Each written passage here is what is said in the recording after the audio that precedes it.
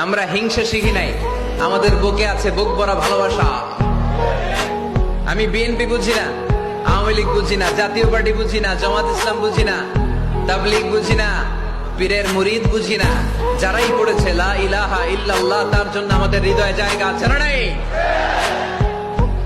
মুসলমান কেন, হিন্দুদের জন্য আমাদের বুকে জায়গা আছে না নাই?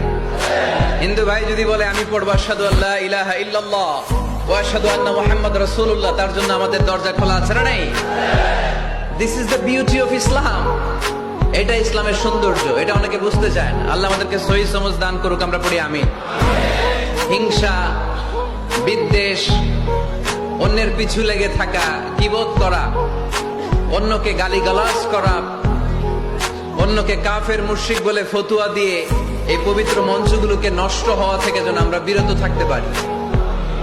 আওয়াজ করে পড়তে হবে আমিন।